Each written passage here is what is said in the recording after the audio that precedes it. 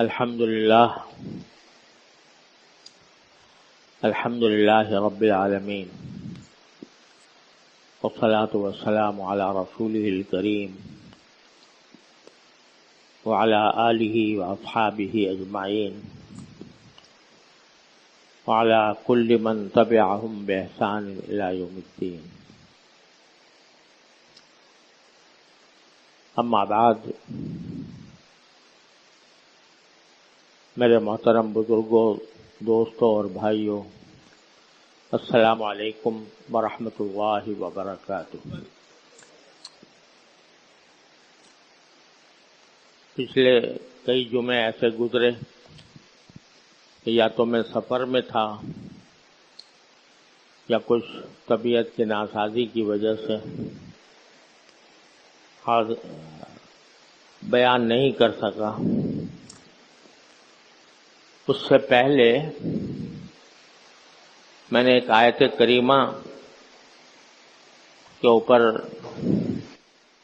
کچھ گزارشات پیش کرنی شروع کی تھی، جس میں اللہ تبارک و تعالی نے ارشاد فرمایا،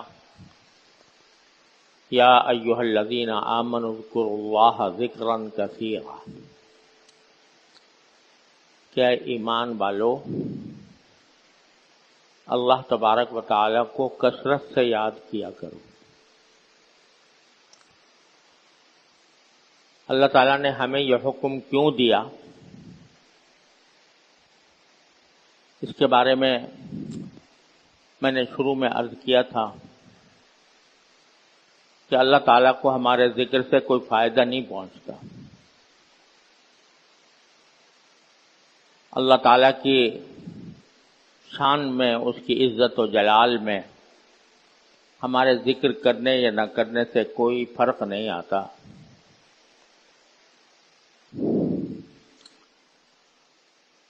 لیکن یہ حکم در حقیقت ہماری اپنی بھلائی کے لیے دیا گیا ہے، دنیا کی بھلائی کے لیے بھی اور آخرت کی بھلائی کے لیے بھی۔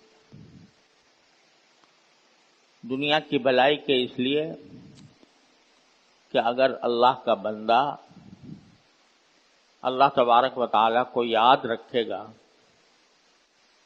زبان سے یا دل سے، اللہ تبارک و تعالیٰ کا دھیان اس کے دل میں ہوگا، تو پھر وہ کسی گناہ یا جرم کے ارتکاب سے محفوظ رہے گا۔ جتنے جرائم دنیا میں ہوتے ہیں ان کی اصل وجہ یہ ہے کہ انسان اللہ تعالیٰ کو بھول جاتا ہے۔ یہ بھول جاتا ہے کہ مجھے اللہ نے پیدا کیا ہے اور مجھے کسی دن اللہ تبارک و تعالیٰ کے سامنے حاضر ہو کر اپنے سارے اعمال کا جواب دینا ہو، اس لیے جرم کرتا ہے، اس لیے گناہ کرتا ہے۔ تو ہمیں جو کثرت سے یاد کرنے کا حکم دیا گیا ہے وہ ہماری اس بھلائی کے لیے ہے، تاکہ ہم جرائم سے اور گناہوں سے محفوظ رہیں، دنیا میں تو یہ، اور آخرت کا فائدہ اور آخرت کی بھلائی یہ ہے کہ ہر اللہ کے ذکر پر، چاہے وہ زبان سے ہو یا دل سے ہو، اللہ تبارک و تعالیٰ کے ہاں ایک بہت بڑا اجر لکھا جاتا ہے۔ دنیا کی بھلائی بھی ہے اور آخرت کی بھلائی بھی ہے اللہ تعالیٰ کے ذکر میں۔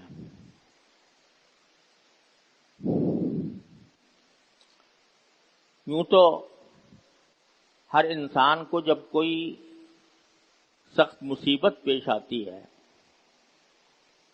یا کوئی سخت فکر دامنگیر ہوتی ہے اور سارے اسباب ختم ہو جاتے ہیں، تو اس وقت انسان سوائے اللہ کے کسی اور کو نہیں پکارتا۔ اگر بیماری آ گئی اور بیماری میں ساری دوائیں استعمال کر لی، کوئی دوا فائدہ نہیں کر رہی، ڈاکٹر حکیم کے پاس جا کر اپنے تکلیف کی شکایت کی تو ڈاکٹر حکیم کہتا ہے بھائی میرے بس میں جو کچھ تھا وہ میں نے کر لیا. تو اس وقت جب ڈاکٹر بھی جواب دے رہا ہے، اسباب بھی ختم ہو گئے ہیں، اس وقت کتنا ہی گیا گزرا ہو انسان، اس وقت اللہ ہی کو پکارتا ہے کہ اللہ سارے اسباب تو ختم ہو گئے، آپ ہی اپنے فضل و کرم سے ٹھیک کر دیجیے. اس وقت اللہ کی طرف رجوع کرتا ہے، اللہ تعالیٰ کا ذکر کرتا ہے، لیکن اللہ تعالیٰ کا ذکر مجبوری میں کرتا ہے. یہ مجبوری جبری ذکر ہے، جبری رجوع اللہ ہے. اللہ تعالیٰ یہ فرما رہے ہیں کہ اپنے اختیار سے مجھے یاد کیا کرو، اپنے اختیار سے میرا ذکر کیا کرو. اگر اپنے اختیار سے کرو گے تو میں تمہارے ساتھ ہوں گا. اذکرونی اذکرکم، تم میرا ذکر، تم مجھے یاد رکھو گے، میں تمہیں یاد رکھوں گا. یاد رکھنے کا معنی یہ ہے کہ تمہاری حاجتوں کو میں پورا کروں گا، میں تمہارے مسائل کو حل کروں گا اگر تم مجھے اپنے اختیار سے یاد رکھو گے. تو یہ سارا جو کچھ فائدہ ہے ذکر کا وہ خود انسان کا ہے، ذکر کرنے والے کا ہے. اللہ تعالیٰ کو اس سے کوئی فائدہ نہیں پہنچتا. اب ذکر کس طرح کریں کثرت سے، اس کی مختلف صورتیں میں نے عرض کی تھی کہ مختلف صورتیں ہوتی ہیں. ایک یہ ہے کہ انسان کی زبان ہر وقت اللہ تعالیٰ کے ذکر سے تر رہے. رسول کریم صلی اللہ علیہ وسلم نے اس کو اس طرح تعبیر فرمایا، ان یکون لسانک رطبا بذکر اللہ، کہ تمہاری زبان اللہ کے ذکر سے تر رہے. کیا معنی؟ کہ چلتے پھرتے اٹھتے بیٹھتے جس حالت میں بھی ہو زبان پر کوئی اللہ کا ذکر ہو، سبحان اللہ ہو، الحمدللہ ہو، لا الہ الا اللہ ہو، اللہ اکبر ہو. چلتے پھرتے، چاہے دھیان اپنے کسی کام کی طرف ہو جو کام کر رہے ہو، لیکن زبان پر اللہ کا ذکر ہو. بعض نا ادا شناس لوگوں نے یہ کہا ہے کہ بھئی زبان سے اگر آدمی تسبیح پڑھ رہا ہے، زبان سے اللہ تعالیٰ کا ذکر کر رہا ہے اور دل میں دنیا کے کام دھندے بسے ہوئے ہیں، تو ایسی تسبیح سے کیا فائدہ، ایسے ذکر سے کیا فائدہ. ایک فارسی میں شعر بھی کسی نے کہہ دیا کہ برزباں تسبیح ہو در دل گاؤ خر، این چنی تسبیح کہ دارد اثر. کہ زبان پر تو تسبیح ہے اور دل میں گائے اور گدھے کا خیال آ رہا ہے، تو ایسی تسبیح سے کیا فائدہ ہوگا، کیا اثر کرے گی. حضرت حکیم الامت مولانا اشرف علی صاحب تھانوی رحمۃ اللہ علیہ فرماتے ہیں کہ یہ شخص جس نے یہ شعر کہا ہے اس کو حقیقت کا علم نہیں. حقیقت یہ ہے کہ این چیز تسبیح ہم دارد اثر، کہ یہ زبان سے اگر انسان زبان پر ذکر جاری ہے اللہ تبارک و تعالیٰ کا، چاہے دل میں نہ ہو. اچھی بات تو یہ ہے کہ دل میں بھی ہو، لیکن اگر دل میں نہیں ہے، کام دھندے میں لگا ہوا ہے، لیکن زبان پر اللہ کا ذکر جاری ہے، تو یہ بھی اثر رکھتی ہے. حضرت حکیم مولانا تھانوی رحمۃ اللہ نے فرمایا کہ میں اس شعر میں یہ تبدیلی کرتا ہوں کہ این چنی تسبیح ہم دارد اثر، یہ تسبیح بھی اثر رکھتی ہے. لہذا چلتے پھرتے اٹھتے بیٹھتے جس حالت میں بھی ہو انسان، اگر اس کی زبان پر کوئی کلمہ ہو، لا الہ الا اللہ ہو، یا سبحان اللہ ہو، الحمدللہ ہو، لا الہ الا اللہ ہو، اللہ اکبر ہو، تو اس کی زبان کم از کم مشغول ہے اللہ تعالیٰ کے ذکر میں. یہ اللہ تعالیٰ نے خود رسول کریم سرور عالم صلی اللہ علیہ وسلم نے اس کو افضل الاعمال قرار دیا. اور یہ کوئی مشکل کام ہے نہیں. بھائی آپ اپنا کام کرنے جا رہے ہو، راستہ قطع کر رہے ہو، سفر میں پیدل جا رہے ہو یا بس میں بیٹھے ہو یا گاڑی میں بیٹھے ہو، اور زبان پر اللہ کا کوئی ذکر ہے؟ کیا مشکل ہے اس میں؟ کوئی دشواری کی بات نہیں ہے. لیکن جس بندے کا یہ بطیرہ ہو جائے کہ اس کی زبان ہر وقت اللہ تعالیٰ کے ذکر سے معمور ہو، تو پھر رفتہ رفتہ پھر اس کا دل بھی اللہ کی یاد سے انشاءاللہ معمور ہو جائے گا. زبان ذریعہ ہے دل تک پہنچنے کا، لہذا پھر انشاءاللہ دل بھی اللہ کے ذکر سے آباد ہوگا. یہ ایک طریقہ ہے جو میں نے عرض کیا تھا کہ اللہ کا کثرت سے ذکر کرنے.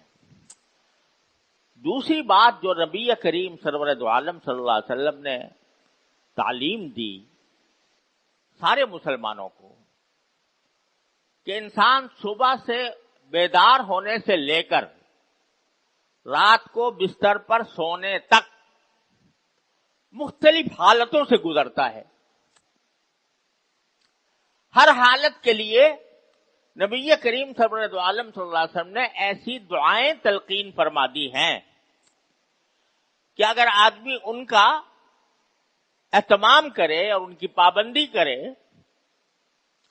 تو وہ ذکر اللہ کا بہت بڑا سرمایہ اس کو حاصل ہو جائے. وہ دعائیں خود ایسی ہیں کہ اگر ایک دعا بھی اللہ تعالیٰ کے ہاں مقبول ہو جائے، بیڑا پار ہو جائے انسان کا. دیکھو فرمایا گیا کہ جب صبح کو بیدار ہو تو یہ کہو الحمدللہ الذی احیانا بعدما اماتنا والیہ النشور. شکر ہے اس اللہ کا جس نے ہمیں موت کے بعد زندگی عطا فرمائی، موت کے بعد زندگی عطا فرمائی. کیوں؟ اس لیے کہ نیند بھی ایک طرح کی موت ہے. اللہ یتوفی الانفس حین موتها والتی لم تمت فی منامها. تو موت بھی ایک طرح کی، نیند بھی ایک طرح کی موت ہے کہ انسان غافل ہو جاتا ہے اپنے ماحول سے، کچھ پتہ نہیں چلتا کیا ہو رہا ہے، دائیں بائیں کیا ہو رہا ہے، کچھ پتہ نہیں چلتا، تو وہ بھی ایک موت ہے. تو تلقین فرما دی کہ اٹھتے ہی سب سے پہلے کلمہ جو تمہاری زبان پر آنا چاہیے وہ اللہ تعالیٰ کا شکر ہے اس بات پر کہ مرنے کے بعد مجھے زندگی عطا فرما دی. اور ایک چھوٹا سا جملہ ساتھ لگا دیا وَإِلَيْهِ النُّشُورُ. یہ جملہ کیا لگا دیا کہ اس وقت تو اللہ نے مجھے موت کے بعد زندگی عطا فرما دی، لیکن آخر کار مجھے اٹھ کے جانا وہی ہے اللہ تبارک و تعالیٰ کے پاس. یہ جملہ اٹھتے ہی سب سے پہلے، یہ بیدار ہوتے ہی نبی کریم سرور دو عالم صلی اللہ علیہ وسلم نے تلقین فرمائی کہ یہ کہا کرو الحمدللہ الذی احیانا بعدما اماتنا والیہ النشور. کیا مطلب کہ بیدار ہو کر سب سے پہلا کام جو ان بندے نے کیا وہ اللہ کا شکر ادا کیا، اور ساتھ ہی اس بات کا اس کے دل میں دھیان پیدا کر دیا کہ آج تو میں زندہ ہو گیا مرنے کے بعد، لیکن ایک وقت ایسا آئے گا جو مرنے کے بعد زندہ نہیں ہوں گا، پھر مجھے اللہ ہی کے پاس جا کر اپنے تمام اعمال کا جواب دینا ہوگا. تو ایک چھوٹا سا جملہ اور اس میں پوری معانی کی کائنات سموئی ہوئی ہے. آگے چلے کہ بھئی آدمی جب صبح کو اٹھتا ہے تو پھر غسل خانے میں جاتا ہے، تو غسل خانے میں جانے سے پہلے کہہ دیا کہ اللہم انی اعوذ بک من الخبث والخبائث. غسل خانے سے فارغ ہوا تو کہہ دیا کہ اللہ الحمدللہ الذی اذهب عنی الاذی وعافانی. شکر ہے اس اللہ کا جس نے مجھ سے یہ گندگی یا یہ تکلیف دور کر دی اور مجھے عافیت عطا فرمائی. بتاؤ اگر وہ جو گندگی ہے جو نکالتے ہو روزانہ اپنے جسم سے، اگر وہ جسم میں رہ جائے اعوذ باللہ کیا مصیبت آ جائے. لیکن اللہ تعالی نے نظام ایسا بنا دیا کہ اس کو نکالنے کا ایک آٹومیٹک طریقہ اللہ تعالیٰ نے پیدا کر دیا. آپ یہ سوچو کہ جو نظام اللہ تعالیٰ نے بنایا ہے اس گندگی کو نکالنے کا، اس گندگی کو نکالنے کے لیے اگر تمہیں سپرد کر دیا جاتا کہ تم خود نکالا کرو تو تم کس طرح کرتے کہ ایک ایسی جگہ بھی ہے کہ جہاں سے اس نجاست کو نکلنا ہے، اس پہ اگر تم نے کوئی ڈاٹ لگا دی ہوتی کہ تاکہ وہ بند رہے اور جب میں چاہوں کھول کے اس کو نکال دوں، تمہارے بس میں تھا. لیکن اللہ تعالیٰ نے ایسا نظام بنا دیا کہ خود بخود تقاضا پیدا ہوتا ہے، آدمی جا کے بیٹھتا ہے. اعضا کا نظام ایسا اللہ تعالیٰ نے بنا دیا ہے کہ نہ اس کو کوئی ڈاٹ کھولنے کی ضرورت پیش آتی ہے، نہ اس کو کسی اور کام کی ضرورت پیش آتی ہے، وہ نجاست یہ ختم ہو جاتی. اور آپ دیکھو اگر نجاست کسی پائپ سے گزر رہی ہو، پائپ سے گزر کے اس کو باہر بھی نکال دیا، پھینک دیا، تو پھر بھی اس کے ذرات، اس کی گندگی پھر بھی پائپ کے اندر باقی رہتی ہے. لیکن اللہ تعالیٰ نے ایسا نظام بنا دیا کہ باہر نکل بھی گئی اور اس کے اثرات بھی باقی نہیں رہے. تو یہ ہے جو جس کی طرف نبی کریم صلی اللہ علیہ وسلم توجہ دلا رہے ہیں کہ الحمدللہ الذی اذهب عن الاذى وعافانی.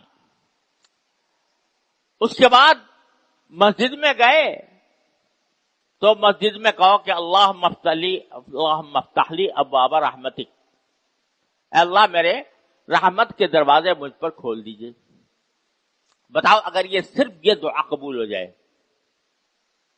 صرف یہ دعا اللہ اپنے رحمت کے دروازے کھول دیجئے، تو ساری دنیا و آخرت کی بھلائیاں اس میں جمع ہو جاتی ہیں. باہر نکلو تو اللہم انی اسألک من فضلک، بازار جاؤ تو یہ کہو، سواری پر سوار ہو تو یہ کہو، گھر میں داخل ہو تو یہ کہو، گھر سے باہر نکلو تو یہ کہو. یہ ساری دعائیں نبی کریم سرور دو عالم صلی اللہ علیہ وسلم نے جو تلقین فرمائی ہیں، بندہ اگر ان کا عادی ہو گیا تو وہ اللہ کا کثرت سے ذکر کرنے والا بن گیا. یہ دعاؤں کی کتابیں چھپی ہوئی ہیں، مسنون دعاؤں کی. میری بھی ایک کتاب ہے پرنور دعائیں کے نام سے، اس میں ساری یہ دعائیں جمع کی ہیں جو مختلف مواقع پر کی جاتی. یہ معمولی چیز نہیں ہے، یہ بہت اعلیٰ درجے کا ذریعہ ہے اللہ تبارک و تعالیٰ سے تعلق قائم کرنے کا، اللہ تبارک و تعالیٰ کے ذکر کو کثرت سے انجام دینے کا بہترین ذریعہ ہے یہ دعائیں. اسی لیے ہمارے مکتبوں میں بچوں کو سکھائی جاتی ہیں، بچپن میں سکھائی جاتی ہیں. افسوس ہے کہ بچے تو یاد کر لیتے ہیں اور بڑے بڑے لوگ جو ہیں ان کو یاد نہیں ہوتی. تو یہ دعائیں چھپی ہوئی ہیں اللہ کا کثرت سے ذکر کرنے کے لیے. اس کو خود بھی یاد کریں، اپنے گھر والوں کو بھی یاد کرائیں اور ان کو تاکید کریں. ہر وقت سواری پہ سوار رہو تو یہ پڑھا کرو، سبحان الذی سخر لنا ھذا وما كنا له مقرنین وغیرہ وغیرہ. تو یہ بہترین ذریعہ بتا دیا ہے نبی کریم سرور عالم صلی اللہ علیہ وسلم نے اللہ تعالیٰ سے تعلق قائم کرنے کا اور اللہ کا کثرت سے ذکر کرنے کا بہترین طریقہ.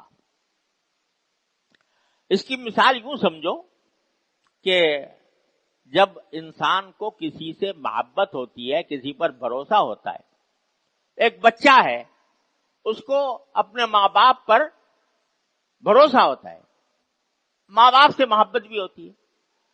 جہاں باہر نکلا گھر سے کسی نے ستایا، فوراً امی کو پکارے گا، امی کو پکارے گا یا باپ کو پکارے گا، اس لیے کہ وہ جانتا ہے کہ میری مشکل اگرچہ وہاں موجود نہیں ہے لیکن جانتا ہے کہ میری مشکل اگر حل ہوگی تو میری ماں حل کرے گی، یہ میرا باپ حل کرے گا. تو ہمارے حضرت والا فرمایا کرتے تھے کہ اللہ تبارک و تعالیٰ کے ساتھ اس طرح بن جاؤ جیسے بچہ ماں باپ کے ساتھ ہوتا ہے. اپنی ہر حاجت اور اپنی ہر ضرورت جس طرح بچہ ماں باپ کو پیش کرتا ہے، اللہ تبارک و تعالیٰ کے ساتھ تم ایسے بچے بن جاؤ کہ تمہارے زبان پر ہر وقت اللہ تعالیٰ کا ذکر ہو، اس کی یاد ہو، اس سے مانگنا ہو. تو میں عرض یہ کر رہا ہوں کہ یہ گزارش کر رہا ہوں کہ ہر مسلمان کو چاہیے کہ یہ دعائیں جو نبی کریم صلی اللہ علیہ وسلم نے سکھائی ہیں مختلف مواقع کے لیے، نیا کپڑا پہنو تو کیا پہنتے وقت کیا کہو، غسل کر رہے ہو تو غسل کے وقت کیا کہو، وضو کے وقت کیا کہو، یہ ساری چیزیں رسول کریم صلی اللہ علیہ وسلم بتا کر تشریف لے گئے ہیں۔ ان کو یاد کرنے کا اور ان پر عمل کرنے کا اہتمام کریں تو انشاءاللہ اللہ تعالیٰ کے کثرت سے ذکر کرنے والوں میں اللہ تعالیٰ شامل فرما لیں گے۔ اللہ تبارک و تعالیٰ ہم سب کو اس کی توفیق عطا فرمائے۔ وآخر دعوانا ان الحمد للہ رب العالمین۔